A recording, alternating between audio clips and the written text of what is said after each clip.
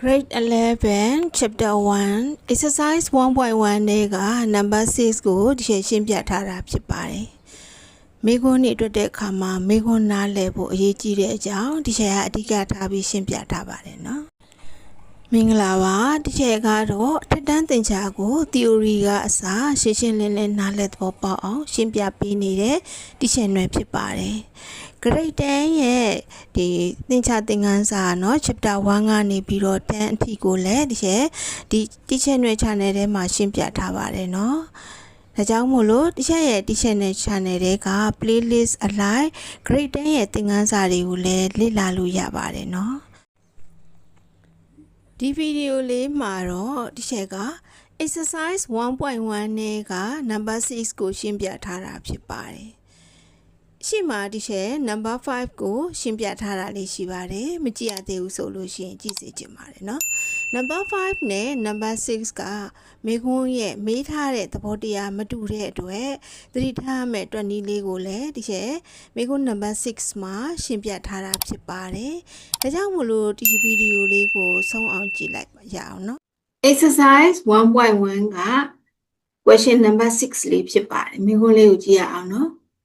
The expression x cubed minus 7x plus 6 and x cubed minus x squared minus 4x plus 24 have the same remainder when divided by x plus b. Find the possible values of b လို့မသိကိန်း b တန်ဖိုးကိုရှာမှာဖြစ်ပါတယ်เนาะဒါမသိကိန်း b လေးဒီစာကိန်းထဲမှာရှိတဲ့ဒီကိန်းတွေလေးပေါ့နော်ဆိုတော့ teacher တို့ question number 5ကိုနဲ့ number 6နဲ့ဒီဘာကွာခြားလဲဆိုရင် question number 5ကเนาะမသိကိန်းနှလုံးပါတယ် a နဲ့ b ပါတယ်သူ့ရဲ့ဒီကိန်းတန်းလေးကတော့တစ်ခုတည်းပဲเนาะမသိကိန်းက a နဲ့ b ပါတယ်ရှားရတာဖြစ်တဲ့အတွက် teacher တို့မှာ equation 1 equation 2ဆိုပြီးနှစ်ခုရှိမှဖြည့်ရှင်းလို့ရပါတယ်အဲ့တော့เนาะဒီမေးခွန်းမှာတော့မသိကိန်းကတစ်လုံးပဲမေးတာဖြစ်တဲ့အတွက်ကြောင့် teacher တို့ဒီ equation တစ်ကြောင်းပဲလိုပါတယ်ဟုတ်ပြီနော်ဆိုတော့အဲ့ဒါဆိုရင်ဒီ equation တစ်ကြောင်းဆိုတဲ့ရဖို့အတွက်ဘယ်နေရာလေးကပံ့ပိုးထားလဲဆိုရင်เนาะ same remainder ဆိုတဲ့ဒီစာကြောင်းလေးကနေပြီးတော့ teacher တို့ equation တစ်ကြောင်းရဖို့အတွက်ဒီပေးထားတဲ့ပေးချက်ကလေးဖြစ်ပါတယ်เนาะဇာကတော့တချို့တို့ equation number 5 question number 5နဲ့ number 6နဲ့နှစ်ခုရဲ့ဒီနှိုင်းယှဉ်ပြီးတော့ကွာခြားမှုလေးတွေတွက်နည်းလေးတွေเนาะဟိုရှင်းပြထားတာဖြစ်ပါတယ်အဓိကကတော့မေခွန်းနားလည်ဖို့လိုပါတယ်မေခွန်းနားလည်ပြီဆိုလို့ရှိရင်เนาะတချို့တို့ဒီအောက်မှာဖြည့်ရှင်းတာကတော့ကိုယ့်အခါကိုဖြည့်ရှင်းလို့ရသွားပါပြီเนาะအဲ့တော့တွက်တာလေးကြည့်ရအောင်เนาะ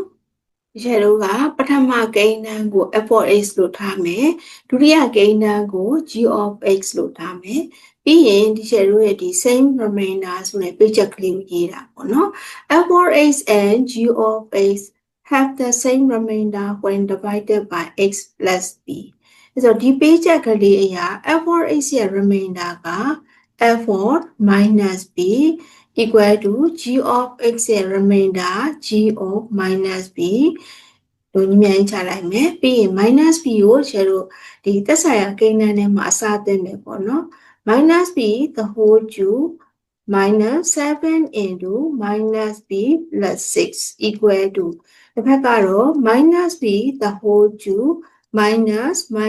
b the whole square minus 4 into minus b plus 24ဒါလေးကိုထည့်ရဆက်ရှင်းမယ် minus b cube plus 7b plus 6 equal to minus b cube minus b square plus 4b plus 24ဆိုတော့ share ဒီမှာဆိုရင်ဒီ minus b ကဒါကျေသွားမယ်ပေါ့နော်အဲ့တော့ဘာကြံမလဲဆိုတော့တစ်ဖက်က 7b plus 6 equal to နောက်တစ်ဖက်ကတော့ minus b square plus 4b plus 24ဆိုတာအဲ့တက်ကိုပို့လိုက်မယ်ပေါ့နော်အဲ့ခါကျရင် share ဘာရမလဲဆိုတော့နော် p square plus 3b minus 18ဆိုတာပဲကြံမယ်တစ်ဖက်က equal to 0ဒါဆိုရင်ဒီရှာတို့ကကြက်ချေကခွဲပြီးတော့ပီတန်မိုးလေးကိုရှာမယ်เนาะအဲ့တော့ကြက်ချေကခွဲလေးနှစ်ခုက p plus 6 multiply p minus 3 equal to 0ဖြစ်မယ်အဲ့တော့ p plus 6 equal to 0 or p minus 3 equal to 0 therefore p equal to minus 6 or p equal to 3ဆိုတဲ့ဖြေပေးရပါမင်္ဂလာပါ